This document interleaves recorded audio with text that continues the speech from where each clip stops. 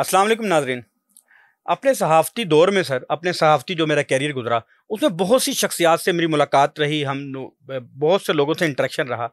लेकिन अगर किसी शख्स से, सियासतदान से मिलकर उस मुलाकात को अपने लिए एजाज़ समझा, तो ऐसी ही शख्सियात हमारे साथ मौजूद हैं जिनसे मिलना एजाज़ की बात है। और पाकिस्तानी सियासत के लिए ये एजाज़ है और सियासी जमातों के लिए एजाज़ है कि उन सियासी जमातों और पाकिस्तानी की सियासत को जावेद हाशमी जैसा शख्स नसीब हुआ।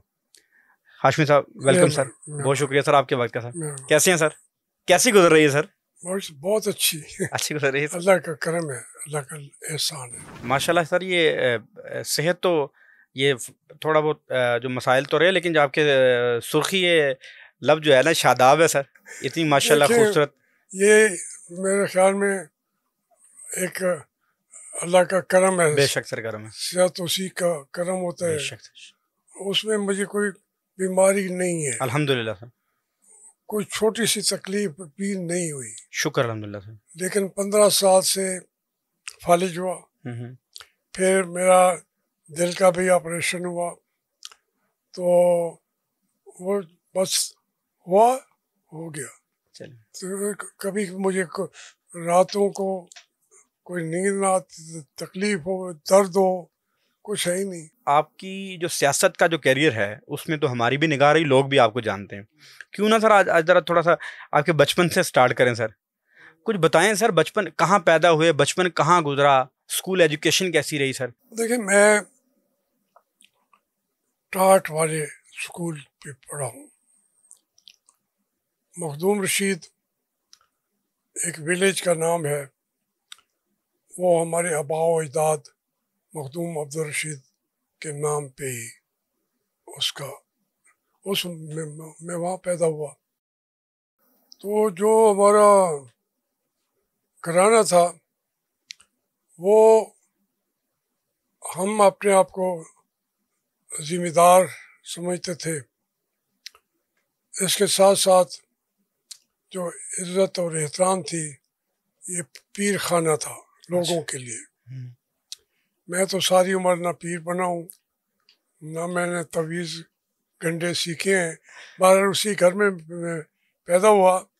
लोगों का जो एहतराम था, उसने मुझे बचपन से ही खड़े रखा कि अगर इतनी अल्लाह की मखलूक आपका एहतराम करती है, पैदा होते ही आपके हाथ चूमे जाते हैं, तो मुझे उनको किसी सूरत में भी उनकी इस बात की मैंने लज रखनी है। उनका जो एहतराम है, उसको कायम रखने के लिए खा मुझे जान देनी पड़े। तो हर फील्ड में, तालीम में भी मैं हर क्लास में अव्वल रहा हूँ। अच्छा। स्कॉलरशिप होल्डर रहा हूँ। अच्छा। फिर मेरिट पे 16 साल के अंदर मैंने MA फिलासफी किया और फिर यूनिवर्सिटी छोड़ दी। ठीक। तो इसलिए तो क्या अगर मैं यूनिवर्सिटी में बैठा रहूं, मुझे पहले वाले 12-12 साल बैठे रहे थे। अच्छा। तो मैं समझता था ये प्रोफेशनलिज्म है, और उनको लिए मैदान छोड़ूं। तो इस लिहाज से जहाँ मैं पैदा हुआ, हमारा कोई मुआशी तौर पर कोई हम बहुत बड़ी फैमिली नहीं है। हमारी गुजर औकात अच्छी रही। उस घर के, जो हमारा घर था, वो गांव का बड़ा घर था, और एक लिहाज से हम ये समझते कि थे, और लोग भी, कि ये रॉयल फैमिली के लोग हैं। अच्छा। तो इस तरीके से कोई बहुत बड़ा पैसा तो था नहीं, लेकिन इज्जत जो थी वो बहुत ज़्यादा थी, और वो अच्छा, है आज तक। अल्हम्दुलिल्लाह आज भी है। ये बताइएगा कि वालिद के साथ आपका रिश्ता कैसा रहा और वालदा के साथ कैसा रहा? वालिद और वालदा में आपके करीब, आप किसके करीब थे, और कैसा दोनों से ताल्लुक कैसा था आपका? ये अजीब इत्तेफाक है, मेरी दो वालदाएँ थीं। अच्छा। मैं ज़्यादातर अपनी दूसरी माँ के यहाँ पला, जो रियल माँ के साथ नहीं। अच्छा। और मैं उन्हीं कोई माँ कहता रहा। अच्छा। लेकिन जो मेरी छोटी वालदा थी, अच्छा। उनका भी जो है वो बहुत तालीम याफ्ता थी। तारीख, तसव्वुफ, उसके ऊपर सारे फारसी कलाम, अच्छा। सादी, रूमी, ये उनकी झोली से मैंने सीखा। अच्छा। लेकिन फिर भी रहता मैं अपनी बड़ी माँ के साथ था। अच्छा। जो मेरे वालिद थे वो एक लिहाज से बिल्कुल वो तारिक दुनिया समझ लें। अच्छा। वो उनको शेख थे और लोग जो है उनका एहतराम भी करते थे, और ख़ास तौर पे अपनी बिरादरियों के अंदर भी उन्होंने जो फैसले करने होते थे वो अटल होते थे। वो सुप्रीम कोर्ट थे। अच्छा। तो वो जब वो बैठ के फैसले करते, मैं वहाँ बैठ के देखता रहता था और चाहता था कि कभी मैं भी फैसले करूं। अच्छा। और लोग मेरे फैसलों पर स्वाद करें। ये वो ख्वाहिशात जो है छोटी छोटी, वो उसी के ऊपर मेरी ढांचा बनता गया।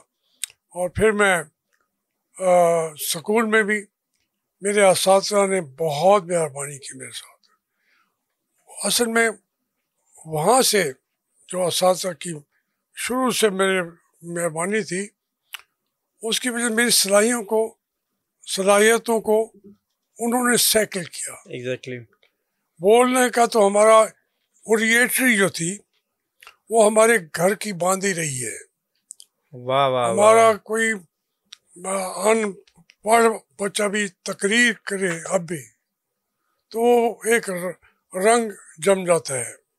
तो ये मैंने इनहेरेंट की जो ओरिएटरी थी।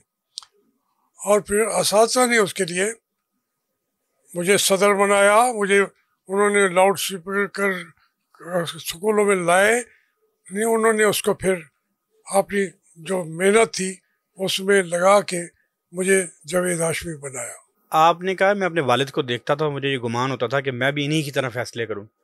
फिर दूसरी तरफ उन पे जो सूफीज़म का रंग गालिब था, उस तरफ क्यों नहीं इंक्लाइंट हुए? नहीं, मैं तो आप ये देखें ना, मैंने एमए फिलासफी की है। अच्छा। आज का जो एमएससी फिलासफी कहलाती है। मैं तसव्वुफ में इकबाल को अपना मुर्शिद मानता हूँ। अच्छा। तो वो रंग बदलते रहे। मौलाना रूम को मैं बहुत पढ़ा, फिर तारीख पढ़ी, मुकदमा इब्न खलदून स्कूल में ही पढ़ लिया। अच्छा। तो ये तारीख तिबरी, फिर मौलाना मौदूदी की किताबें थी, सारी किताबें, तफहीमुल कुरान, वो उसको हर चीज़ मैं पढ़, बल्कि तमाम उलमा, नहजुल बलागा पढ़ी, शाह आज़ाद तो कहते हैं उनका, मैं समझता हूँ कि वो भी मैंने पहले पढ़ी। फिर इसके बाद जो हमारे दूसरा मकतबा फ़िक्र के हमारे उलमा हैं आज के, रशीद अहमद गंगोही को पढ़ा। अच्छा। मौलाना अशरफ अली थानवी साहब को रहमतुल्लाह अलैह। पढ़ा। फिर मुफ्ती आज़म मुफ्ती शफी साहब का तो मैं उनकी सोबतें बैठ के, वो एक तकी तसव्वुफ़ी। उस्मानी साहब के जो वालिद हैं। जी हाँ, जी हाँ, जी अच्छा अच्छा जी अच्छा। हाँ। वो उनको कहते थे मुफ्ती आज़म पाकिस्तान। अच्छा, ये बताइएगा कि ये जो सारा आपका सिलसिला रहा, आपने जो कॉलेज लाइफ थी, आपकी यूनिवर्सिटी लाइफ थी, स्टूडेंट पॉलिटिक्स कैसे शुरू की हाशमी साहब? देखिए, वो क्या हालात थे कि आप मेरा स्टूडेंट पॉलिटिक्स की तरफ इंक्लाइंड हो मेरा गए? जो सियासत के अंदर उस्ताद है ना, वो मेरा बड़ा भाई था, अच्छा। मखदूम बहार शाह साहब थे। फिर वो साहिवाल के करीब एक एक्सीडेंट में एक ट्रक उनकी तरफ से आया, तो वो उसके ऊपर कहा गया कि ये उन वक्त उन दिनों में ये ख़त्म नबूवत की तारीख थी। 1952 की बात कर रहे थे? नहीं जी, ये आप इसमें 73-74 में। अच्छा इसमें वो शहीद हो गए। अच्छा अच्छा अच्छा अच्छा। ऐसा तो ये वो एक एक चीज़ मुझे पढ़ाते भी थे, फिर सुनते भी थे। इस्लामी तारीख में सारियों से बनु उमैया का पूरा दौर हुकूमत, बनु अब्बासिया का पूरा दौर हुकूमत, फिर जो ये हमारे थे चाइना के चंगेज़ खां, हलाकू खां, फिर इनके ऊपर किताबें। मैं अजीब बात है कि स्कूल जब छोड़ा तो सारा कुछ ये मैं पढ़ चुका था। अच्छा कायद आज़म की एक किताब बड़ी बड़ी नायाब किताब थी, कायद आज़म के आखिरी अयाम। अयाम वो मेरे भाई की लाइब्रेरी में आज भी मौजूद है। पूरे मुल्क में कोई एक बंदा भी, शाम को सुन लीजिएगा, किसी ने नाम ही नहीं सुना होगा। नहीं, मैंने वैसे ये नाम सुना है। अच्छा सर, बड़ी बड़ी अच्छी वो बात है। अच्छा, वो भी ऐसी वजह ये थी कि किताबों से शगफ रहा। डॉक्टर कर्नल इलाही बख्श था उसका। जी जी सर, कर्नल इलाही बख्श साहब उनके डॉक्टर थे। जो जब आप कॉलेज यूनिवर्सिटी में गए, आप वहाँ के सदर भी रहे, वो कैसा दौर था? वो क्या हालात थे जिस दौर में आप सदर बने और फिर सारे? देखिए, मुझे मेरे असातिज़ा की मेहरबानी थी। मैं अपने स्कूल से ही सेक्रेटरी भी था, फिर सदर भी था। फिर वहाँ एक रिसाला निकाला उन्होंने, अल मखदूम स्कूल का, मैं उसका एडिटर भी था। तो फिर मैं कॉलेज आ गया। जब कॉलेज आया एमरसन कॉलेज में, क्योंकि मैं स्कॉलरशिप होल्डर था हमेशा थ्रू आउट, तो मैं एमरसन कॉलेज मुल्तान का बड़ा रिनाउंड कॉलेज है, तो वहाँ से फिर मैं इलेक्शन में वहाँ भी हिस्सा लिया। 4th ईयर में सेक्रेटरी बनता था। पहले से एक इलेक्शन में हार भी गया, हारता भी रहा, जीतता भी रहा। इसी में मैं लीडरशिप आती गई। अभी हम 6ठी 7वीं जमात में थे कि मुल्क में मार्शल लॉ लग गया। अयूब खान के खिलाफ वो जुलूस निकलते थे। पंजाब यूनिवर्सिटी ऑर्डिनेंस उन्होंने कोई जारी किया था, कालाबाग ने, गवर्नर अमीर मोहम्मद खान कालाबाग। वो उसमें बारकुल्ला खां और यहाँ यूनिवर्सिटी वालों ने तहरीक चलाई। तो हम स्कूल में थे 6ठी 7वीं जमात में, वहाँ से हमने भी जुलूस निकाल दिया। 6ठी 7वीं में जुलूस निकाल दिया, और 7वीं में ही मैं जेल में बैठा था 7वीं मार्शल लॉ के खिलाफ। अच्छा सर, 7वीं क्लास में जेल में चले गए आप मार्शल के खिलाफ? ओहो, इतनी तवील जदोजहद सर। तो देखे ना, हम तो समझते थे कि स्टूडेंट तहरीक है, लेकिन वो उसमें अयूब खान के खिलाफ भी नारे लगाते थे। साफ जाहिर है कि वो रुख आखिर जाके यही था कि हमें ये मार्शल लॉ कबूल नहीं है। नहीं, आप तो 7वीं में इंसान बच्चा होता है, आपको क्यों पकड़ लिया पुलिस वालों ने उस वक्त? हम अपने स्कूल से निकल के वहाँ लारी अड्डा कहलाता था बसों का, अच्छा, वहाँ तक जुलूस लेके गए। उनको ऊपर से हुक्म था कि जुलूस नहीं निकलना। अच्छा, हमने कहा हम निकालेंगे तो पकड़ थाने पे ले गए। तो खैर बुजुर्गों गए तो उन्होंने कहा जी हमें तो इन्होंने नाम नहीं बताया, अच्छा हम तो इज़्ज़त करते हैं, लेकिन वो सबके साथ आ गए। वो तो 24 घंटे के अंदर छोड़ दिया। लेकिन वो पहली दफ़ा मैं जेल में जो गया हूँ, वो उस वक्त मेरी उम्र 13 साल थी और 12-13 साल, और उसमें हमें तो पता भी नहीं था कि ऑर्डिनेंस क्या भला होती है। अच्छा, तो लेकिन उस ऑर्डिनेंस में शरायत ऐसी रखती गई थी कालाबाग साहब ने, या कि अगर आप एडवोकेट हैं तो आपकी सनद छीन सकता है गवर्नर। अच्छा, आप MBBS डॉक्टर हैं तो भी छीन सकता है। तो वो ये अमली तौर पे हुआ या ना हुआ, लेकिन उन्होंने तारीखी तौर पे ऑर्डिनेंस जो था वो काबिल बर्दाश्त नहीं था। ये बताइएगा, अभी थोड़ी देर पहले आपने कहा कि आपने सियासत में हारे भी जीते भी, इतना खूबसूरत वजी नौजवान, इसने कभी दिल भी हारा सर? देखिए, दिल हारने की बात जब मैंने आपसे अर्ज किया ना कि शुरू से दिल तो हार गया मैं सियासत के आगे फिर मैं तालीम का हो गया। इस तरीके से ये कहें कि कोई वो इश्यूज, कोई इंसान तो मैं भी हूँ, लेकिन उसका ये मतलब नहीं है कि मैं अपनी जो जो मेरा स्टैंड है ज़िंदगी का, उसके अंदर मुझे कोई हराए या मैं खुद हारूं, वो मैं नहीं हूँ। कभी नहीं, मोहब्बत नहीं कभी है नहीं, मोहब्बत ही है। सियासत के अलावा कभी मोहब्बत नहीं है? नहीं किया है। अच्छा। मैं बच्चों को देखें, हम असल में कहते हैं, यहाँ तो हुजूर पाक ने फरमाया कि आपकी दुनिया की मुझे 3 बातें पसंद हैं: नमाज, खुशबू और खातून। बिल्कुल ऐसे ही। तो जो अच्छे चेहरे तमाम चीज़ों को देखते हैं, ख़वातीन को, वो उसमें मैं समझता हूँ जैसे हुजूर ने पसंद किया, उसी तरह हम भी पसंद करते हैं। चले, वो तो एक बड़ा उनका, तो हमने उनके नक्शे कदम पे चल रहा है ना सर, अल्हम्दुलिल्लाह, उनके नक्शे कदम पे चल रहा है ना। शादी जो की पसंद की या घर वालों की? मेरी शादी भी, वो भी एक अजीब तरबिया है या तलमिया है। मैं अभी मैट्रिक का इम्तिहान देने की तैयारी कर रहा था। अच्छा। तो एकदम पता लगा कि आपकी शादी है। अच्छा। मैट्रिक में था। अच्छा। मेरी कज़न है। अच्छा। मेरी खाला की बेटी है। अच्छा। तो उसमें पसंद ना पसंद की तो बात ही नहीं। हमसे तो ये भी नहीं पूछा गया कि भाई आपका जो है, मेरा 21 दिन बाद मैट्रिक का इम्तिहान था। तो सियासत के बागी ने वहां बगावत उसके अंदर भी मैंने फिर भी फर्स्ट डिवीजन लेके पास किया मैंने।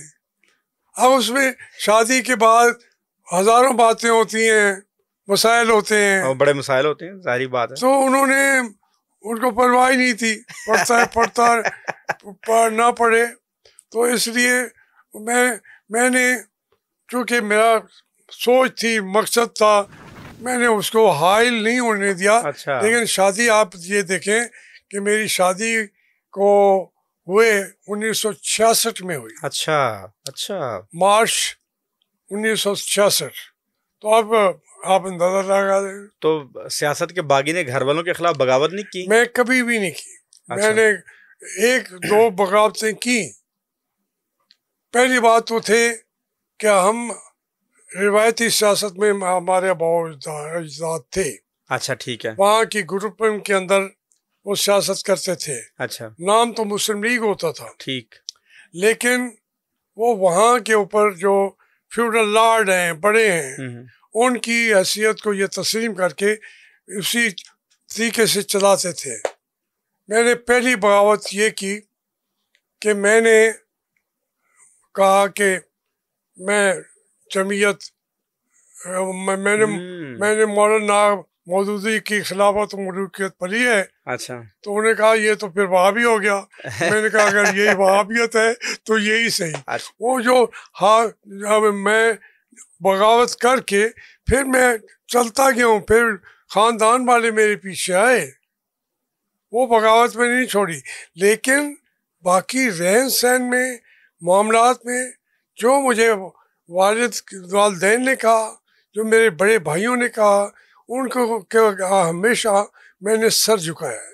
अच्छा हाशमी साहब, ये बताइएगा, सियासत में आपने कहा कि मौदूदी साहब को पढ़ के मुझे ख्याल आया कि ये मलूकियत की तरफ नहीं जाना, मैंने एक जमहूरी स्टेप की तरफ जाना। तो जमहूरी स्टेप में मौदूदी साहब ही आपको क्यों पसंद आए? उस वक्त मेरी बात हो रही थी मलूकियत की। जी जी। उनकी किताब पढ़ी, खिलाफत व मलूकियत। बिल्कुल ऐसे ही कि उन्होंने कहा कि इस्लाम खिलाफत के निज़ाम रखता है, उसके बाद वो मलूकियत में बदला तो है ना। बनु उमैया हों या बनु अब्बासिया, वो भी हाशमी थे, उन्होंने भी बादशाहियाँ की हैं, वो खलीफे नहीं थे। तो वो उसके उन्होंने जस्टिफिकेशन दी। सियासी तौर पे मैं जमात इस्लामी को आज तक भी मैं नहीं समझता कि वो बहुत बड़ी सियासी जमात है। अच्छा। मेरा इख्तलाफ ज़हनी, आपने ज़हनी इख्तलाफ की बात की है, ये शुरू से था। लेकिन जो एक तबाहुर इल्मी था मौलाना मौदूदी का, जो मैंने पढ़ा और तफहीम को पढ़ा, फिर उनका मैंने एक एक किताब पढ़ी, उसने मुझे कम अज़ कम इस्लाम के दायरे से बाहर सारी ज़िंदगी नहीं निकलने दिया। ये बताइएगा, आपने अपने सफ़र का आगाज़ इस्लामी जमीयत से किया, फिर आप तहरीक इस्तक़लाल ज्वाइन कर ली, फिर आप ज़िया साहब की काबीना में वज़ीर भी रहे, फिर आपने नून लीग ज्वाइन की, फिर आपने नून लीग छोड़ दी, तहरीक इंसाफ ज्वाइन की, तहरीक इंसाफ छोड़ दी, फिर नून लीग ज्वाइन की, फिर नून लीग छोड़ दी। ये आपकी बेताबियाँ ठहरी क्यों नहीं हाशमी साहब? देखिए, वैसे तो बेताबी जो है वो सच्चाई की तलाश के लिए मारा मारा फिरता है आदमी। ऐसे ही। लेकिन जो आपने तरतीब बताई है ये सही नहीं है। अच्छा। मैं जमीयत का रुकन आज तक नहीं हुआ। ठीक है। मैं जमात इस्लामी का रुकन आज तक नहीं हुआ। अच्छा। मैंने तहरीक इस्तक़लाल पहली पार्टी ज्वाइन की। ठीक है। मेरे घर के लोगों को कहा कि मुस्लिम लीग ज्वाइन करें। ठीक। मैं मुस्लिम लीग को फ्यूडल्स की जमात समझता था, मैं नहीं शामिल हुआ मुस्लिम लीग। अच्छा। जब उनके साथ शामिल हुआ, अब तहरीक इस्तक़लाल अब है, पार्टी ही ख़त्म हो गई। जब तक वहाँ पे एयर मार्शल खड़े थे हम उनके आगे होते थे। अच्छा। इसी लाहौर की सड़कों पे हमने उनके परचम के नीचे जंगें लड़ी। और इस क्यों शामिल किया एयर मार्शल असगर खान की, कि वो एक स्टैंड ले चुका था, एक बगावत थी भुट्टो के खिलाफ भी और अपनी फौज के खिलाफ भी, क्योंकि मशरकी पाकिस्तान में वो रहे थे और मशरकी पाकिस्तान के लोग उनको अपना लीडर मानते थे। मगरबी पाकिस्तान के भी अगर उनको मान लेते तो पाकिस्तान दो टुकड़ों में ना जाता। और आइडियल आज तक मेरे जहन में कोई है तो सिर्फ मार्शल असगर खान है सियासतदान। लेकिन कौम ने, पार्टियों ने, इसी एस्टेब्लिशमेंट ने नहीं चलने दिया उनको। तो मैं इसलिए पार्टियों के अंदर गया भी नहीं हूँ। जब मैं तहरीक इस्तक़लाल ख़त्म हो गई, फिर मैं आज़ाद ही मैं 85 की असम्बली में MNA बन गया। जी, बन गया। लेकिन वो सारी जो MNA बने थे वो मुस्लिम लीग में चले गए। हम आज़ाद थे, हमारे लिए तो आसानी थी। लोगों ने कहा कि भाई इस असम्बली के अंदर तो हज़्ब इख्तलाफ ही नहीं होगी। हमने कहा हम मर गए, हमें। मुझे ज़िया साहब ने बुला के कहा भाई तुमने वज़ीर बनना है। मैं कहा नहीं जी, वो दौर चला गया।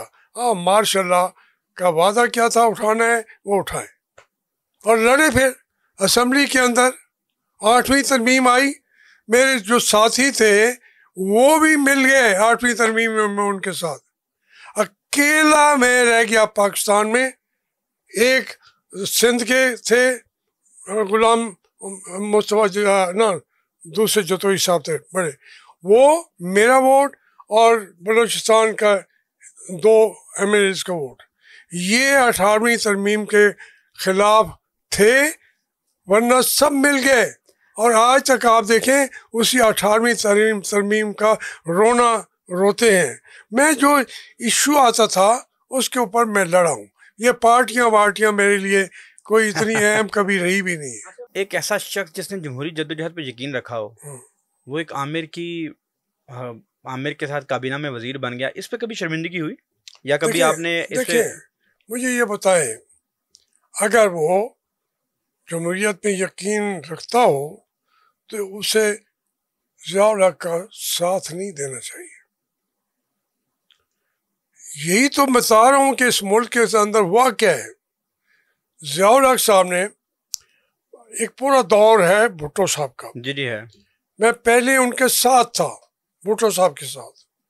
अयूब खान के खिलाफ तहरीकें चली, हम भुट्टो साहब के साथ खड़े हो गए।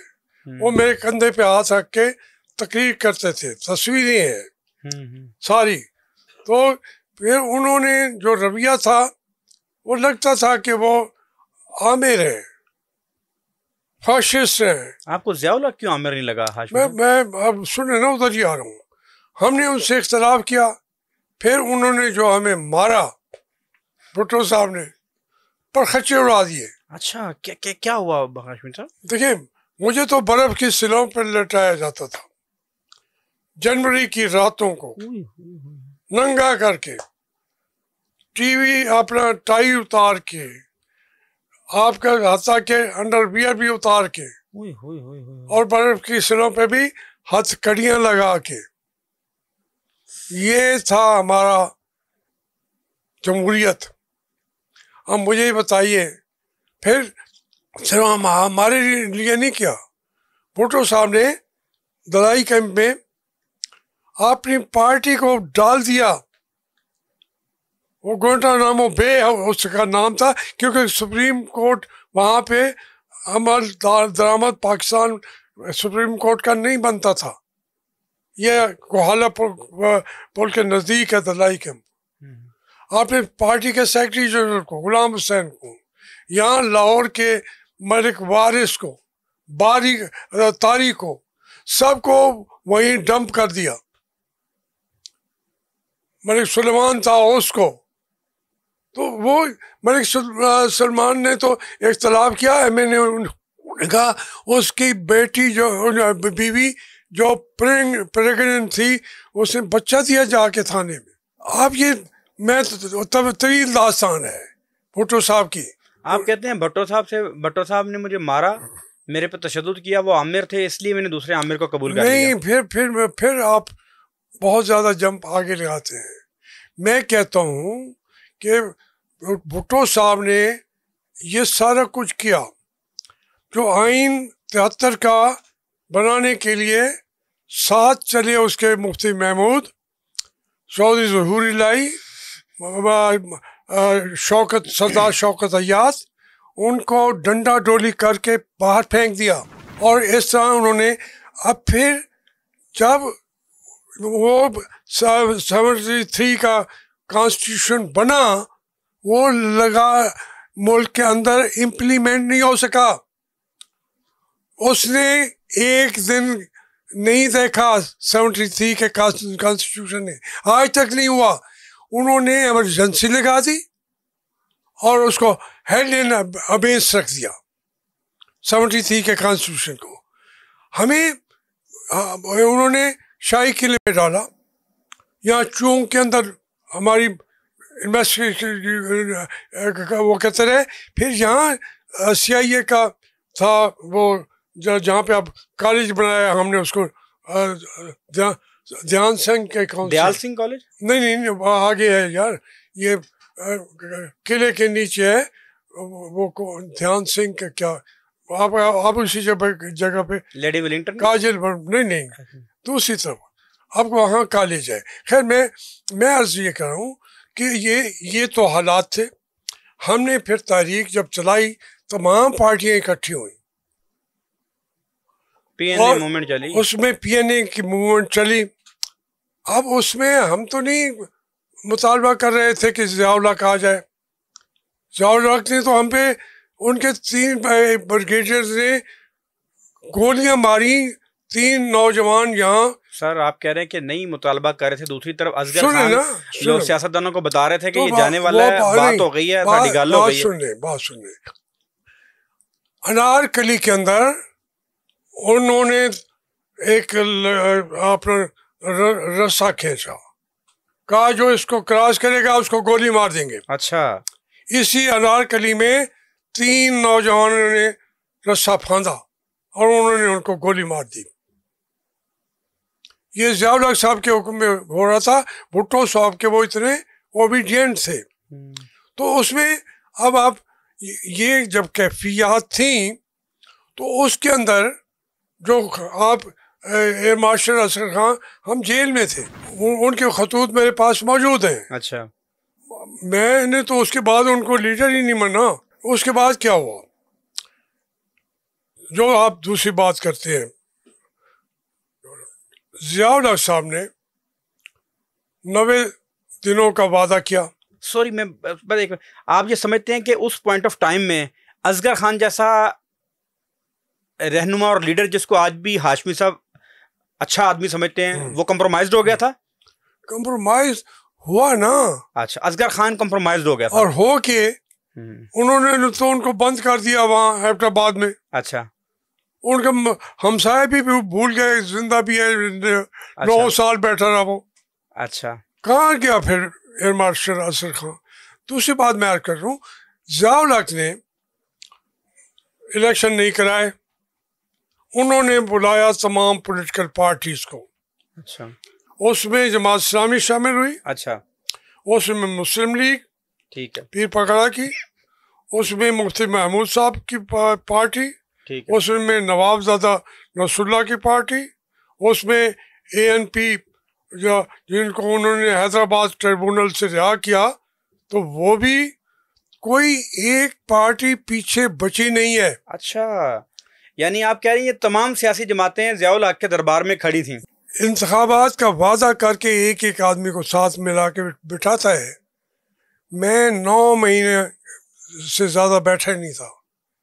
मैंने ज़ियाउल हक साहब को जाके कहा कि मैं इस्तीफ़ा देना चाहता हूँ। हाशमी साहब, एक ऐसा शख्स जिन्हें 78 में आप तमाम लोगों को बुलाकर कहा कि मैं इंतखाबात की तरफ जाने वाला हूँ, 85 में आप जीत के उसी की कैबिनेट का हिस्सा बन जाते हैं? नहीं, ये चीज़ ये वहाँ मैं नहीं था ना। अच्छा, ठीक है, मैं तो खिलाफ हुआ। अच्छा, आप मुझे आगे करना चाहते हैं, सुने, फिर यहाँ से शुरू हो जाते हैं, फिर यहाँ से शुरू हो जाते हैं। उसकी काबीना बात सुने, जी जी, 85 में हम आज़ाद अपोजिशन बनाई। उसकी काबीना में वजीर कब बने आप? 78 में। 78 में ही वजीर बन गए आप? तो उसने इलेक्शन का वादा किया हुआ था, उसने नहीं कराया। मैंने ऐलान किया था अगर ज़ियाउल हक ने ना कराया तो मैं इस्तीफा दे दूंगा। और कितनी देर वजीर रहे आप? 1 साल। 1 साल 9 महीने। बल्कि मैं एक बात मानता हूँ ज़ियाउल हक की कि मैं 9 महीने के बाद मैंने इस्तीफा दे दिया। अच्छा, तो ज़ियाउल हक साहब ने मुझे बुलाया, मुझे कहने लगे आप इस्तीफा क्यों देते हैं, इलेक्शन होंगे? मैंने कहा आपसे थोड़ी सी बेतकल्फी है, आपके हाथ में तो लकीर ही नहीं है इलेक्शन। तो उन्होंने कहा फिर क्यों छोड़ना चाहते हो? मैंने कहा जी मैं अभी आगाज़ कर रहा हूँ अपनी सियासत का, मैं हल्के की सियासत करना चाहता हूँ, मेहरबानी करें मुझे जाने दें। उन्होंने कहा चलो ठीक, मेरी बात सुन लो, अगर जाना ही चाहते हो ना तुम हो मिनिस्टर ऑफ स्टेट, पहले फुल मिनिस्टर बन जाओ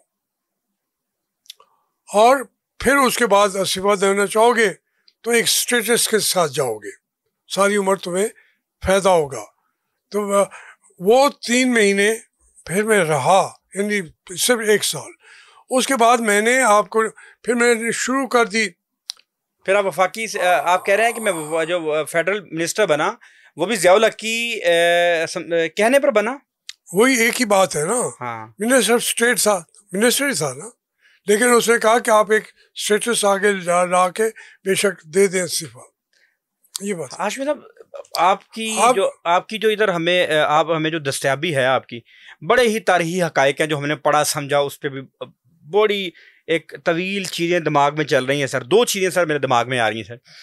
आपने मुस्तफ़ा खर के खिलाफ 2 लड़कियों के अगवा पे भी बड़ा एहतजाज किया था। एक तो ये बताइएगा वो क्या मामला था, वो क्या मुस्तफ़ा खर ने क्या किया था, 2 लड़कियों को क्यों अगवा कर लिया था?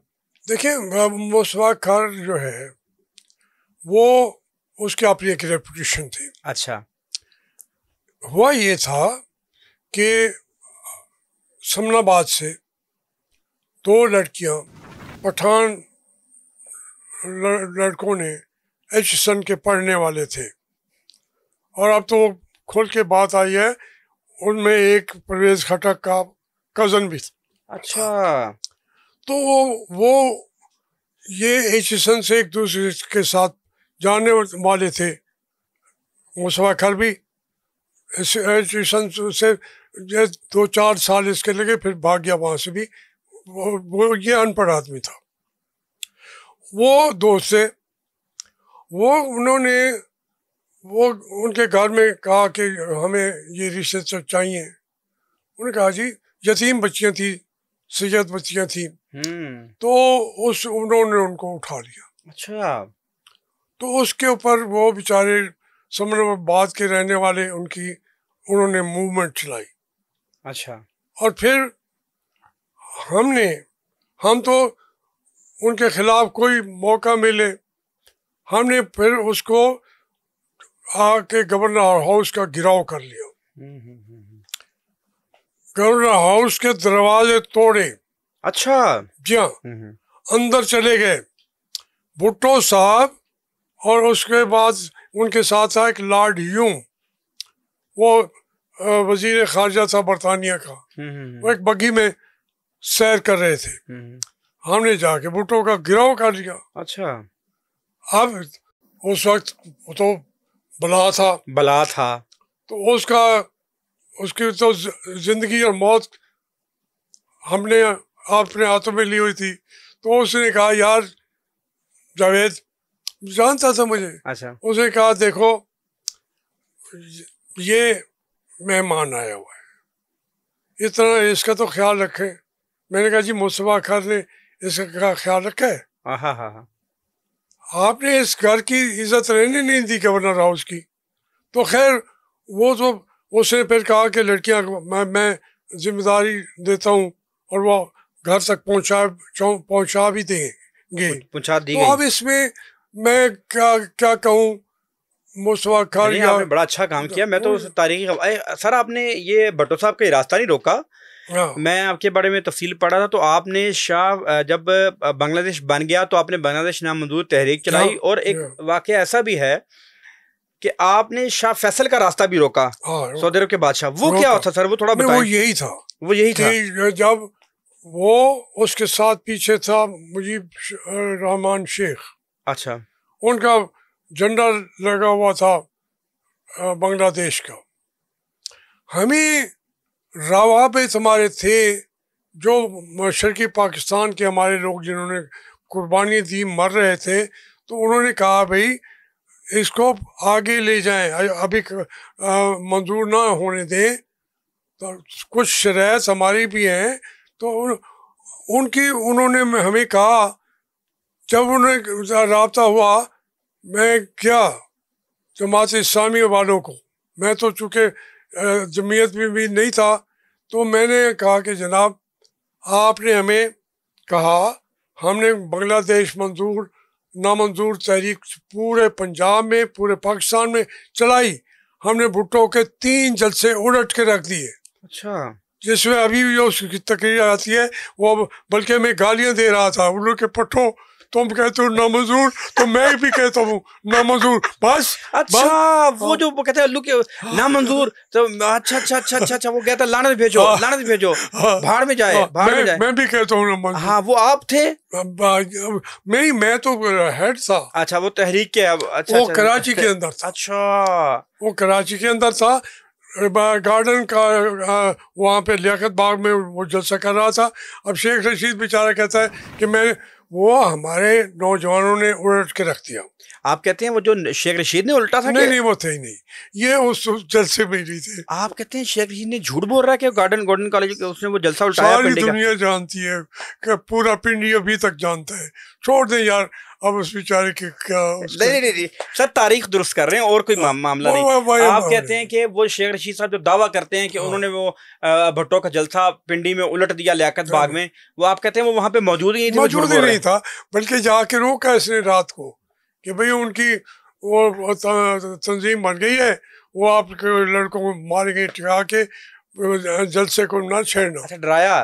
तो वो उन्होंने तो आए हुए थे, तो वो उन्होंने उलट दिया। जब उल्टा तो मरी रोड तो कहा गया जुलूस, वहाँ ये होटल के अंदर बैठा था शेख रशीद। जब आगे फारिग भी हो गए, भुट्टो वापस भी जा चुका था, तो उसके अंदर ये भी शामिल हो गया जुलूस के अंदर। अच्छा, आपने नहीं कहा कि यार आप तो थे ही नहीं, आप क्या दावा कर रहे हैं? मैं वो तो पूरा पिंडी के लोग जहाँ भी जिंदा है ना, सारे मौजूद हैं। कौन कितनी दफा हम कहें भी सही, वो फिर झूठ बोलता है, तो कौन रोकेगा उसे? अच्छा सर, थोड़ा सा अभी आपके ही सफर को थोड़ा आगे बढ़ाते हैं। नवाज शरीफ के साथ आपका ताल्लुक कैसा रहा सर? देखिए, नवाज शरीफ साहब जो है, मैं लाहौर की सियासत कर रहा था, ये सारे वाक़यात जो आप गिन रहे हैं, 70 का, 77 का, 78 77 तक, नवाज शरीफ का लाहौर की सियासत में कहीं नामो निशानी नहीं। डेफिनेटली नहीं था। तो वो फिर उनके अंदर मामलात कैसे चले कि मुझे एक दिन कहा, अपना वो थे, अभी मेरे नाम जहन से निकल गया, उन्होंने कहा जी वो 2 नौजवान आपसे मिलना चाहते हैं। ये तकरीबन अभी भुट्टो की गवर्नमेंट जाने वाली थी। आप बात करें 77 में नवाज शरीफ आपको मिलने आए? जी हाँ, वो उन्होंने कहा कि वो मिलना चाहते हैं। मैंने कहा जी आप हुक्म करें। तो वो ये 2 भाई आए। कौन कौन आया? मियाँ नवाज शरीफ, मियाँ शहबाज शरीफ। ठीक है। अच्छा, मैं नहीं जानता था, तो उन्होंने कहा कि इन्होंने जान दो। किसने कहा सर? मेरे जहन से अभी नाम निकल गया है। वो हमारे पूरे इसके रिहेबिलिटेशन कमिश्नर थे पहले पाकिस्तान के। उनका मैं एहतराम करता था। उन्होंने कहा, वो मजीद निज़ामी साहब के भी बड़े करीबी दोस्त थे। ठीक। तो मैं मजीद निज़ामी साहब ने भी कहा कि आप मिल लें। मैं कहा जी मिल लेता हूँ। वो ये आए फिर, तो उन्होंने कहा कि भाई तुसी इन्होंने जान दो। मैं कि मैं नहीं जानता। उन्होंने कहा कि वो इन्हों का इतफाक फैक्ट्री भी है, फाउंड्री भी है। मैं क्या, वो तो हम जिम्मेदार हैं, हमारे इनका जो इतफाक है इंजन बड़ा कामयाब है, तो वो तो मैं जानता हूँ। उनका ये उसी फैमिली से है। इनको सियासत का जैसे चढ़ा हुआ है, उबाला आया हुआ है। अच्छा, उबाला आ चुका था तब तक? हाँ, नहीं, वो बता रहे थे, अभी नाम नहीं। अच्छा। कोई भी लाहौर में सियासत वाले, सोच रखने वाले के आदमी इनको जानता ही कोई। तो मैं उसने कहा, उन्होंने फिर उनसे कहा पंजाबी में, वो थे लुधियाना के। उन्होंने कहा होर तुसी भी कहो, कहो मुँह नाल कहो। तो उन्होंने कहा जी हम सियासत जैसे आना चाहते हैं, तो असली सियासत थोड़े नाल ही करनी है। अच्छा। तो मैंने कहा कि जी मैं तो तहरीक इस्तकलाल शामिल हो रहा हूँ। तो उन्होंने कहा कि जिधर जाओगे असी उत्थे जाओगे। अच्छा। मैं, हालांकि बड़ा मुश्किल काम था, तहरीक इंसाफ इस्तकलाल की हिमायत में शामिल होना।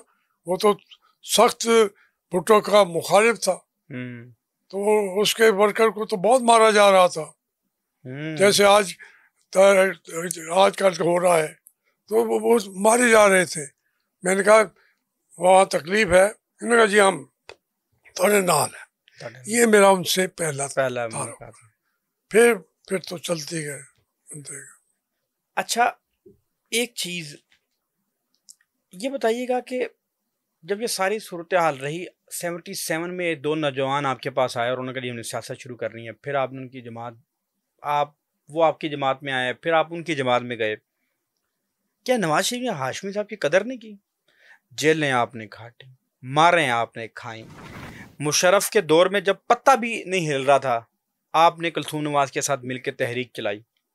एक मुझे याद है हाशमी साहब, मैं 2000 के करीब की बात है, 98-7 के करीब है मुझे आपके, मैं पहली दफ़ा मैंने आपका बैनर पढ़ा, एक बहादुर आदमी जावेद हाशमी। ये लाहौर लाहौर में मेरे साथ। हाँ जी, लाहौर में मेरे पता है कि वो मैंने लाहौर में पढ़ा सर। एक बहादुर आदमी जावेद हाशमी, सिविल लाइंस के इर्द गिर्द मैंने ये नारे पढ़े हैं सर। इतनी मारें खाई, जेलें काटी, तकलीफें बर्दाश्त की। जरा आज दिल से बताएं सर क्या नवाज शरीफ ने जावेद हाशमी की कदर की? देखिए, मैं आपसे अर्ज करूं, मियाँ नवाज शरीफ जो है उसका एक नाम है, सियासत में भी उनका मौजूद है, लेकिन मेरी जो सियासत थी वो उनसे शुरू से ही मुख्तलिफ थी। मैं समझूं कि मेरी कदर नहीं की है, क्यों नहीं की, लेकिन मैं वो कदर करें भी सही, मैं शाम को उनसे इख्तलाफ की बात समझाने की कोशिश कर दूं तो वो कहेंगे इसने कदर नहीं की। अच्छा। हमने तो की। अच्छा। इसलिए नवाज शरीफ से मुझे कोई गिला नहीं है। लेकिन हाशमी साहब, जब 2011 में आपने छोड़ा नवाज शरीफ को, उस वक्त क्या हालात पैदा हो गए थे? देखिए, मुझ पर फालिज हो गया था। क्या ये ज़हनी दबाव, इसी सियासत का ज़हनी दबाव था? नहीं, मैं तो जेल में भी जो था, मेरे 6 जैमर लगे हुए थे। अच्छा। उसी वक्त डॉक्टरों ने कहा था कि आपको ये जो है अटैक हो सकता है। अच्छा। तो मैं क्या कर सकता था? मैं तो 4 साल उन्हीं जैमरों के अंदर बैठा रहा था, सर पे इधर उधर नीचे उतर, ये वो बाहर में निकला, मैं इलेक्शन भी लड़ा। एक तो मियाँ नवाज शरीफ ने अपनी वजूहत की बुनियाद पर, 35 साल रहा हूँ मैं उनके साथ, जी सर। एक दफा भी उन्होंने मुझे टिकट नहीं दिया, एक दफा भी। आप कहते हैं नवाज शरीफ ने कभी आपको टिकट ही नहीं दिया? जी हाँ। क्यों? अब मैं तो अभी आपको सुना देता हूँ 1.5 मिनट में। बात यह है कि 88 में उन्होंने कहा कि जी मैं टिकट दूंगा शाह महमूद को, आपके ओपोनेंट थे? क्योंकि उसका वालिद गवर्नर है, तो हमारी मजबूरी है। मैंने कहा जी वहाँ कहा मैं हूँ, मैं मुस्लिम लीग में नहीं हूँ, लेकिन जो IGI बनाई आपने उसमें तो मैं हूँ। तो उन्होंने कहा जी नहीं, मैं नहीं दूंगा। तो फिर मैंने भी कहा कि आप कैसे रोक लेंगे? अच्छा। भाई, जिन्होंने IGI बनवाई है, उन्होंने वादा किया था कि आपकी जो जहाँ से हैं वो सीटें डिस्टर्ब नहीं की जाएंगी। हमारे मुल्क में इलेक्शन तो ऐसे होते हैं ना। तो खैर मैंने छीन ली। अब उसका कितना गुस्सा होगा। अच्छा। फिर 89 में ज़िमनी इलेक्शन हो गया मेरे हल्के के अंदर। उन्होंने फिर कहा कि मैं नहीं देता। मैंने कहा आप कैसे नहीं देंगे? फिर मैंने छीन ली। फिर नहीं, आप 90 करते क्या थे? जबरदस्ती इलेक्शन लड़ लेते थे? नहीं, मैंने अपने हल्के को सॉलिड तरीके पे खड़ा किया हुआ था। अच्छा। दे देते किसी और को, वहां वाले नहीं लेते थे। अच्छा। देखे ना, उन्होंने एक MP को कहे तुम आ जाओ, तो वो उसको पता था जी वो तो हमें हरा देगा। शाह महमूद साहब ने भी कहा कि मैं 90 के अंदर उसको कहा कि जी आप लड़े इस सीट पे। उसने कहा जी मैं तो बड़ी मुश्किल से हमारी उनसे सुलह हुई है, तो मैं टिकट नहीं लेता आपका। मैंने कहा किसी और को लेके दे के देख ले। तो फिर 90 में मैं आ गया। मियाँ साहब ने कहा कि तकरीर करने के खाने वाल मेरे हल्के में नहीं आया। मैंने कहा आए भी ना। फिर मैं इलेक्ट हो के आ गया। फिर वहाँ पे मेरा जो रवैया रहा है, 18 तरमीमें हुई आइन के अंदर, मैंने एक दफा भी किसी तरमीम के हक में वोट नहीं दिया, क्योंकि वो तरमीमें आइन को झुका के अदलिया के अख्तियार छीन के कहते थे ये इस्लाम है, ये है, वो है। मैं कैसे देता? लेकिन मुझे निकाल नहीं सकते थे। मैं उसमें मैंने ये कहूँ कि मैं वो नाराज नहीं हुए होंगे, जब मैं किसी तरमीम पे भी वोट नहीं दे रहा, नाराज तो हो रहे होंगे, है ना, तो फिर इस बाद मैं गिला करूं कि जी मेरा बड़ा दुख है, नहीं दिया, कभी टिकट नहीं दिया उन्होंने। क्यों अपनी जमात में कोई बड़ा आदमी कबूल नहीं करते? ये उनका ज़हन था, ये ज़हन है, ये मैं मानता हूँ। आप कहते हैं नवाज शरीफ का जहन ये है कि अपनी जमात में कोई बड़ा आदमी कबूल नहीं करना? करीब तक बड़ा आदमी क्या, मेरे से छोटा आदमी भी हो तो उसके कद से डर जाते हैं। नवाज शरीफ कद से, बड़े कद के आदमी से डर जाते हैं? मेरा तो था ही नहीं, नहीं मैं तो वर्क कर रहा हूँ। पीटीआई ज्वाइन करते वक्त कबीर ताज और ख्वाजा साद रफीक भी आपके साथ मिलकर पीटीआई ज्वाइन करना चाहते थे? नहीं, ये तारीखी तौर पे गलत है। अच्छा, ख्वाजा साद रफीक, ख्वाजा सुने, ख्वाजा साद रफीक जो है, इससे पहले मियाँ साहब ने उनको पंजाब के ओहदे से हटा दिया। अच्छा, मैंने मियाँ साहब को मिन्नत की कि भाई ये पॉलिटिकल घराना भी है, तो मियाँ साहब ने कहा नहीं, ये उसको खोसा साहब भी नहीं चाहते। तो उस दौरान मुझे पता चला कि साद रफीक जो है वो तहरीक इंसाफ शामिल हो गया है या हो रहा है। अच्छा, तो मैंने ख्वाजा साद रफीक को कहा कि भाई हम जो मिडिल क्लास लोग हैं, जो ये अपने आप को ताकतवर बना चुके हैं, थे हमसे भी कम, लेकिन हम पार्टियों के अंदर खड़े रहे। आप कह रहे हैं ख्वाजा साद रफीक पीटीआई ज्वाइन करने वाले थे? नहीं, जो मैंने सुना जी, आपने उनको रोका कि आप ये ना करो, यहाँ खड़े रहो। आप दूसरी सुन लें। आपने नून जब मैं शामिल हुआ उस वक्त मुझे ख्वाजा साद रफीक ने रोका कि आप पीटीआई से जो बात थी वो अब ये इलेक्शन जितवाएंगे हमें, इसलिए आप ना जाए।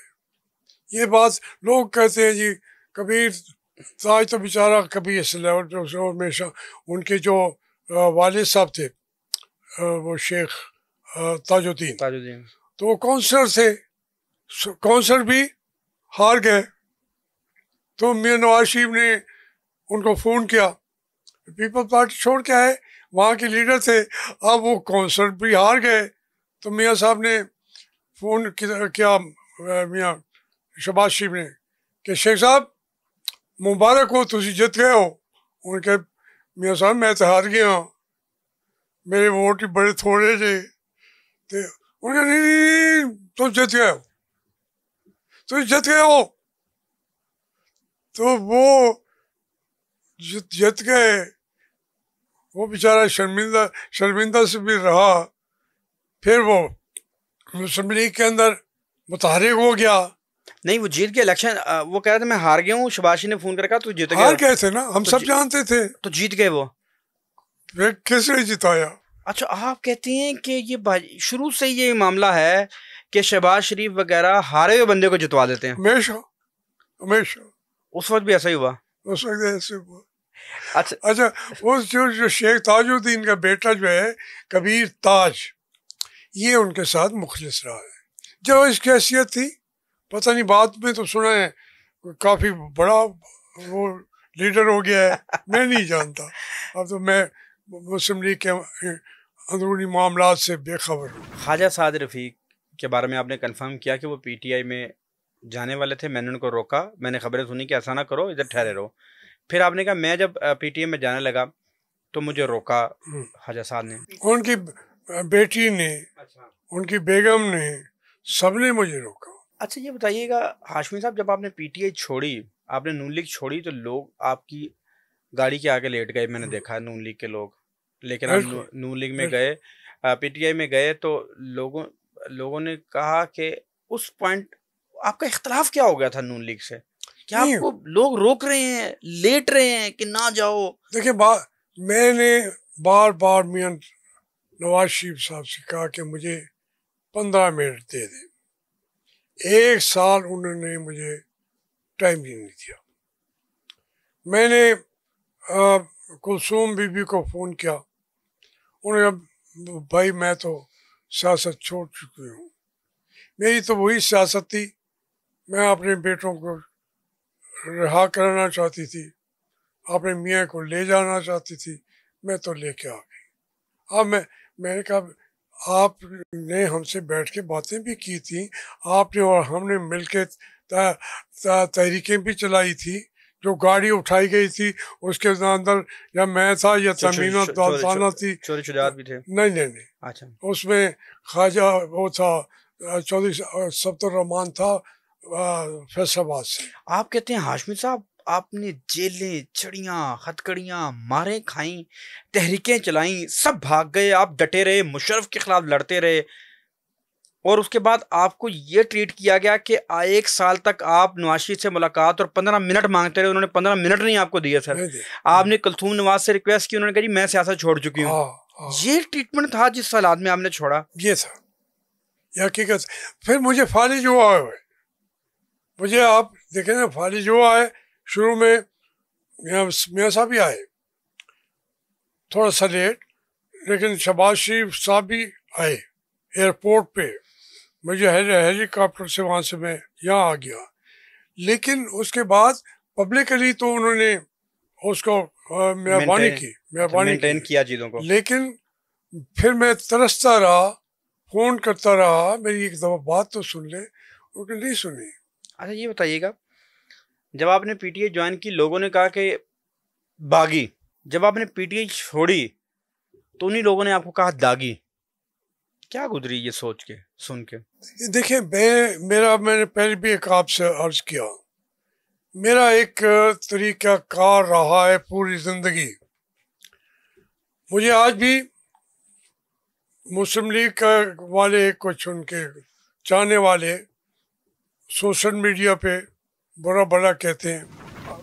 जब मैंने पीटीआई छोड़ी तो वो बुरा भला कहते थे, सब ने गाली दी मुझे, पीटीआई ने भी, उसी तरह मुस्लिम लीग ने भी। मैं एस्टेब्लिशमेंट की हाँ में पूरी ज़िंदगी हाँ नहीं मिला सका। वो भी सोशल मीडिया में उनका भी जो पूरा जोर होता है वो मेरे खिलाफ लगाते हैं। तो मैं अगर इतना ज़्यादा एक कहूँ कि मैं हिस्सास हूँ, नहीं मैं नहीं हूँ। अब मेरे में हो सकता है मेरी बात में कोई गलती भी हो, लेकिन जो सच मैं समझता हूँ दयानतदारी से सारी ज़िंदगी, उसके ऊपर मैं खड़ा हूँ। तो उसमें बागी कोई कहे, दागी कहे, तो मैं कहूँगा और मैं भी तुम्हारे साथ मिलकर 10 दफ़ा दागी कह देता हूँ। अच्छा ये नवाज शरीफ साहब ने जब आपने पीटीआई ज्वाइन की तो नवाज शरीफ साहब ने शिकवा किया कि खुदा हाफिज तो क्या जाते। हाँ, तो ये देखे ना, खुदा हाफिज ये भी पब्लिक के हवाले से बात की। मैं तो तैयार था, मैं तो जाना चाहता था। आप कह रहे हैं कि ये दोहरी उनकी पॉलिसी थी, एक तरफ मुझे डी अटैच करते थे और पब्लिकली मुझे अटैच करते थे। मैं आपसे अर्ज करूं, मैं जो मुल्तान में शाह महमूद ने पीटीआई ज्वाइन की और वो सीट छोड़ दी, मैं मियाँ नवाज शरीफ को मिला, मैं कहा मियाँ साहब ये सीट मेरी है या शाह महमूद की, जो जीता है वो कहते मेरी है। तो वो इसमें उस हल्का जो मेरा होता था उसको तोड़ फोड़ करके मैं खड़ा भी नहीं हो सकता। मेरे पाँव के नीचे से परवेज़ मुशर्रफ ने और परवेज़ इलाही ने ज़मीन ही खींच ली है। अब ये एक टुकड़ा है इसी जगह जहाँ से शाह महमूद छोड़ रहा है, तो मेहरबानी आप करें, मैं ही अभी लड़ा था ज़िम्मे के अंदर भी मुझे आप टिकट दे दें। और फिर आप कहेंगे तो मैं शहर से, वो उनको पसंद नहीं था मैं शहर से रहूँ, मैंने कहा मैं वो भी छोड़ दूँगा, सीट ही छोड़ दूँगा, आप जिसको चाहें दे देंगे। आप गवर्नमेंट हैं तो इसमें ज़िमनी इलेक्शन एक दफ़ा में सपोर्ट आपकी चाहिए, हम बन जाएंगे, फिर हम मजदूरी करेंगे, इस कॉन्स्टिट्यूंसी को बनाएंगे और इंशाल्लाह वैसे ही हो जाएगी जैसे पहले हमारी होती थी। तो मियाँ साहब ने मुझे उसका टिकट नहीं दिया, मेरा हल्का, मैं ही लड़ा हुआ हूँ। आपसे इतनी दुश्मनी क्यों हाशमी साहब? मैंने कहा कभी नहीं दिया, 35 साल में कभी नहीं दिया टिकट। तो आप उनसे इतनी वफा का दम क्यों भरते रहे? नहीं, मैंने कोई मैं बदकिस्मती ये है कि मेरी वफा जो है वो अपने मुल्क और अपनी कौम और ज़मीन से है। अच्छा ये बताइएगा, 2014 का धरना आया, वो नवाज शरीफ जिसने 35 साल आपको टिकट नहीं दिया, आपसे बेवफाई की, कजदाई की, आपका फ़ोन नहीं उठाया, 1 साल तक आप मिन्नतें करते रहे, 15 मिनट का टाइम दे दो, मिन्नतें चलें, दरख्वास्त करते रहे कि मुझे 15 मिनट का वक्त दे दो, आपने कुलथूम नवाज को अप्रोच किया, उन्होंने भी आपको नहीं आपकी दाद रसी की। 2014 के धरने में आप निकले और आपने इमरान खान के ख़िलाफ़ एक मौक़िफ़ अपना लिया कि ये सब कुछ गलत हो रहा है और ये बाकायदा एक मनूवरिंग की जा रही है, ये इस्टेब्लिशमेंट के साथ मिलके इमरान खान नवाज शरीफ के ख़िलाफ़ चाल चल रहे हैं और अब अदलिया के ज़रिए गिरा दिया जाएगा इनको। 2017 में उनको हटाया गया, आपने 2014 में बता दिया कि ये होने लगा। जिस वक्त ये इस सवाल का जवाब भी लेता हूँ, इससे थोड़ा सा पीछे जाता हूँ।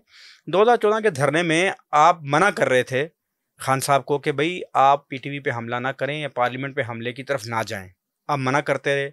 आपके साथ शाह महमूद कुरैशी, असद उमर, इन तमाम अहबाब ने भी कहा कि हमें पार्लियामेंट पे हमला नहीं करना चाहिए। आपने समझाया कि नहीं करना चाहिए और उन तमाम ने कहा हाशमी साहब जो कह रहे हैं दुरुस्त कह रहे हैं, पार्लियामेंट पे हमला नहीं करना चाहिए। लेकिन आप कहते हैं उस दौरान हुर्रम नवाज गंडापुर साहब आए जो मिनाजुल कुरान के सेक्रेटरी थे, उन्होंने अभी भी हैं, और उन्होंने कान में आकर कहा कि पाजन हुक्म लगा के पै जाओ यही हुआ? हाँ, यही हुआ। फिर हो गया। हुक्म किसका था? जो मुझे खुद पहले बता चुके थे इमरान खान साहब, उन्हीं का हुक्म था। देखें, इमरान खान मेरे पास असेंबली में आए, अलवी साहब, शफकत महमूद साहब, अपना मज़ारी, शीरी मज़ारी साहबा, इन सब ने आके मुझे कहा कि खान साहब जो हैं वो तुले बैठे कि पार्लियामेंट में अटैक करना नहीं, कोई जो भी फैसला है कि हमने उनके कहना मानना है, तो आप जाके रोके, आपका काम मान जाते हैं। मैंने जाके इमरान खान को कहा कि इमरान खान, ये जो इक़दाम आप कर रहे हैं, इससे आइन तो टूट जाएगा। इमरान खान ने कहा कि नहीं टूटेगा। कैसे नहीं टूटेगा? उन्होंने कहा जी ये जाएंगे और नवाज शरीफ को कहेंगे दस्तखत करो। तो मैंने कहा वो नहीं करेगा, मैं जानता हूँ नवाज शरीफ को, उसके पास वो जनरल महमूद भी किया था, तो उसने कहा जो यहाँ दस्तखत करो, उसने कहा जी मैं ना करा था, और उसने कहा रिवाल्वर निकाला। तो नवाज शरीफ ने कहा कि आप मार देंगे? उन्हें मार देंगे, मार दे। ये कोई लीडर नहीं कहता। हुई आप कह रहे हैं जनरल महमूद गए नवाज शरीफ साहब के पास और कहा कि ये इस्तीफे पे दस्तखत करो, उन्होंने क्या तुसी की करोगे? उन्होंने क्या मार देंगा? उन्हें क्या मार दो। फिर बात तो खत्म हो गई। मैंने कहा वो ये मराइल नवाज शरीफ गुजर चुका है, बहादुर आदमी है, गुजर चुका है इन मराइल से, आप उसको यूं ना समझे। सारे बहादुर हैं, हकीकत है, नवाज शरीफ बहादुर आदमी है, इसमें कोई शक ही नहीं है। क्योंकि नवाज शरीफ ने बहुत सारे मौके पे हम साथ होते थे, वो ऊपर हमले हो जाते थे, उसको परवाह भी नहीं होती थी। बदकिस्मती ये है कि वो आपने जब आगे चलते हैं फिर वो आहिस्ता आहिस्ता वो पीछे हटना शुरू हो जाते हैं, थक जाते हैं। एक लड़ाई जो है इमरान खान लड़ रहा है ना, जब कोई एज ए सियासतदान वो उसकी अपनी पार्टी समझती होगी कि दुनिया का सबसे बड़ा सियासतदान है, लेकिन मैं समझता हूँ कि नवाज शरीफ ने भी बहादुरी दिखाई, इमरान खान ने भी दिखाई, और इस मुल्क में कई लोगों ने, भुट्टो ने दिखाई, बेनज़ीर। फिर जाके डील कर लेते हैं, फिर जाके मामलात। हम किधर जाएं? हम फिर वही हम होते हैं, वही आवाज़ होती है, कोई सुने ना सुने, हमारी आवाज़ जो है वो तब्दील नहीं हो सकती। बेवफा का शहर है और हम हैं हाँ, दोस्तों। हम हैं दोस्तों। आपके खिलाफ जो बिल्डिंगें गिराई गई, आपके जो इमारत गिराई गई, इमरान खान ने गिरवाई। देखिए, मैंने उसी वक्त कहा था प्रेस को बुला के कि ये जो एक हमारा वसाइल हैं रिस्क के, उनको मिलिया मेट कर दिया गया है। 12 एकड़ ज़मीन के अंदर 3 फैक्ट्रियां थी, कंट्रोल शेड भी थे, तो वो 20-25 करोड़ उड़ा दिए। ज़मीन तो उसके हमारे पास है, क्योंकि हमारी बहु इजाद की ज़मीन है। या तो कहते ये कहने वजह उन्होंने कहा कि इसका अभी आपने नक्शा नहीं बनवाया।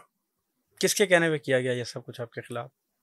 मैं यही कहता था कि ये इमरान खान के कहने पे नहीं है, यही काम मैंने किया था शहबाज शरीफ ने हमारे साथ, लेकिन मेरे घर के ऊपर राइफलें लेके खड़े हो गए ये शहबाज शरीफ की हुकूमत में। ज़मीन के ऊपर जाके हमला कर दिया, हमारे घरों के ऊपर वो लेके खड़े होते थे क्या कलाशिनकोफ में। ये नवाज शहबाज शरीफ ने किया।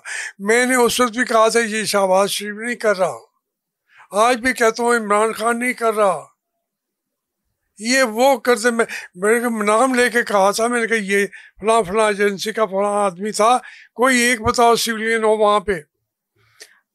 आज सब कुछ होने के बावजूद जावेद हाशमी किसके साथ खड़े हैं? मैं इमरान खान के साथ खड़ा हूँ, बड़ा डट के खड़ा हूँ। जब तक वो खड़ा रहेगा, जब तक उसके साथ मैं, उससे तवक्को नहीं है। जब मैं उसके खिलाफ ये बातें कर रहा हूँ तो कल को वो मुझे इसके ऊपर आके हार फतह के पहनाएगा। इमरान खान वापस आएगा? देखें, सूरत हालात जो मैंने समझी आज तक, उन हालात में जो है हमारी जिस पे दाव पे लगा हुआ है, मैं तो एक गांव के अंदर रहने वाला हूँ, हर आदमी की बेचारे की ज़िंदगी देख रहा हूँ। वो अगर खड़ा रहा, हमारी जो असाकिर पाकिस्तान है उनको पाकिस्तान को बचाने की वो जिम्मेदारी कहते हैं। पाकिस्तान बचने के लिए ही उन्हें इमरान खान को बचाना पड़ेगा, उसको आगे लाना पड़ेगा। मैं नहीं जानता छोड़ेंगे या नहीं छोड़ेंगे, लेकिन अब इतनी सख्त नहीं है कि एक और इमरान खान जो है उसको फांसी लगाने की सख्ती नहीं है, ना अदालतों के अंदर है। उस वक्त अदालतों ने भी फैसला किया था भुट्टो को फांसी लगाने का, मैं उस वक्त भी मौजूद था। ज़ियाउल हक साहब ने कहा था कि अगर इन्होंने फैसला ना किया तो उनको कह दो कि मैं मार्शल लॉ की अदालत बनाऊंगा, भुट्टो का ट्रायल करूंगा और उसको फांसी दे दूंगा, लेकिन फिर ये जज भी सोच रहे कि इनके साथ मैं क्या करूंगा। अब ना ज़ियाउल हक जितनी सख्त है इनके अंदर, और ना उतना कमज़ोर है इमरान खान। अब क्या होगा, मैं कोई नजूमी तो हूँ नहीं, लेकिन सियासी तौर पे जो मैं देखता हूँ कि फिर ये पाकिस्तान के साथ दुश्मनी होगी। हमें एक दफ़ा आगे बढ़ के तमाम आईनी मामला तमाम के ऊपर सरेंडर करना पड़ेगा। हर एक को आइन के आगे सरेंडर करे, इमरान खान भी करे। ये जो उनके साथ मिलके एक हुकूमतें बनाए बैठे हैं, तो ये भी इसको सरेंडर करे, तब जाके पाकिस्तान बचेगा, वरना कोई और रास्ता नहीं रह गया। और उसके अंदर पार्लियामेंट को बालादस्त करें, इलेक्शन सही तरीके से कराएं, और उसके अंदर आप जो भी लोग जिसको चुनते हैं फिर एक मौका दे दें। पिछला मौका हकीकत यह है कि वो इमरान खान को जिस तरह वोट मिले हैं, मैं सोच भी नहीं सकता, पता भी नहीं है कि उनका उसका सिंबल क्या है, वो कौन है, कहाँ पे है, वो जीत के आया खड़ा है। और मियां नवाज शरीफ इस शहर लाहौर में, मैं भी यहाँ से इलेक्शन लड़ा था, जो यास्मीन उसी हल्के से आप इलेक्शन जो यास्मीन राशिद है, इसके फादर इन से मलिक गुलाम नबी, जो 77 का इलेक्शन में लड़ा था, जिसमें ये मेरे साथ से सारे हाफिज शफीक रहमान दूसरे मेरी कैंपेन चला रहे थे। उसके अंदर हमने उनको भगा दिया था। दोबारा इलेक्शन का दरखास्तें मांगी तो नाजिम शाइक था, उसने दी। मलिक गुलाम नबी ने कहा मैं नहीं लड़ता जावेद हाशमी के मुकाबले। अयूब खान के साथ भी आपकी एक मुलाकात हुई थी? जी, उसके इक़्तिदार से जाने के बाद। जी, वो मुलाकात कैसे हुई और उस वक्त उसकी हालत क्या थी? देखिए, मैं जो हमारे घर से ना सारे, जी जी, वो कन्वेंशन लीग के साथ थे। मैं छोटा सा बच्चा था, हमने देखा कि यार ये मादर मिल्लत के साथ जातियाँ कर रहे हैं। तो पहले अयूब खान के लिए मैं नज़में लिखता था छठी जमात में। तो बाद में पता चला यार ये मादरी मिल्लत के साथ ये बेड़ा कर रहे हैं। वो बेचारी धक्के खाती फिरती है, तो हमारी हमदर्दियाँ उस वक्त हो गई मादरी मिल्लत के साथ, वही छोटे होते हुए। तो मैं तो खत लिखता था, उसका जवाब ही अयूब खान की तरफ से आता था मुझे। ये तो वो दौर था। फिर हम अपने घर में जो है, घर दाखिल होते थे तो उसका होता था गुलाब का फूल अयूब खान का, वो लगा लेते थे। जो ही बाहर जाते तो लालटीन शमअ जमहूरियत को लगा लेते थे। वो दौर गुजर गया। अब जिस तरह आप रहे, इस वक्त मैं 3rd ईयर में था, ये 4th ईयर में। तो हमने कहा, मेरे दोस्त थे सारे, उन्होंने कहा यार मिलना ले। मैंने कहा यार छोड़ो। तो हम उसके खिलाफ जुलूस निकाले। कहा यार क्या अर्ज है, दे देते हैं। हमने चिट बजा भेजी, उन्होंने कहा आ जाए। हम चले गए। तो उनके कैफियत बिल्कुल ठीक थी, कद काठ उनका खासा था। उन्होंने डीगाल का वो ईफल टावर वाले बटन लगाए हुए थे और ओवरकोट पहना हुआ था। पार्क में उनके किताबें भी पड़ी थी और कुर्सियाँ सजी हुई थी। हम गए, वो फूल तोड़ रहे थे। उन्होंने कहा मैं आता बैठे आगे। तो उसमें बाद में तो उस घर में मैं 20 मरतबा गया हूँ।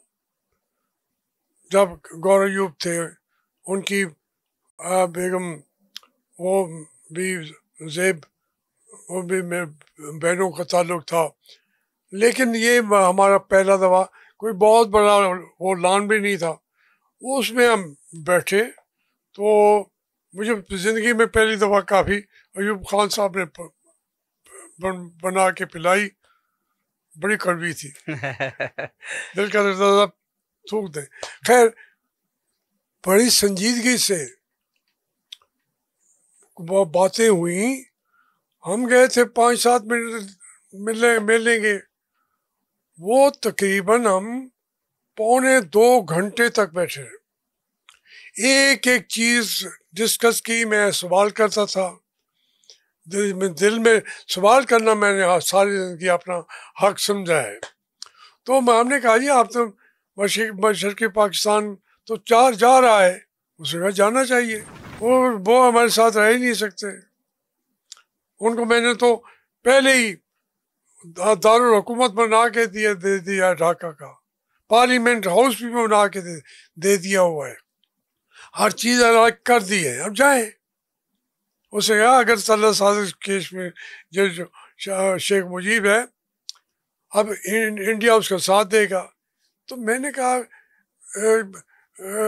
खान साहब, आपने इतना उन लोगों को महरूम रखा। देखें 18-20 साल में एक इंडस्ट्री 70 वहाँ यूब खान साहब ने बनाई थी, वो जो बनाते थे फिर उनको दे देते थे। एक इंडस्ट्री का लाइसेंस बंगाली को नहीं दिया। ऐसा ही है सर, ऐसा ही है। नाज़रीन, यकीनन आपको आज का पॉडकास्ट और तारीख के वो गोशे, वो हकाइक जो शायद आप किताबों में शायद पढ़ें और कभी शायद आपको मिलें, इस नशिस्त में हमने उनसे पर्दा उठाया, उन तमाम वाक़यात के चश्मा-दीद गवाह जावेद हाशमी साहब के साथ। आज के लिए इतना ही, ये सिलसिला जारी रहेगा। Stay blessed.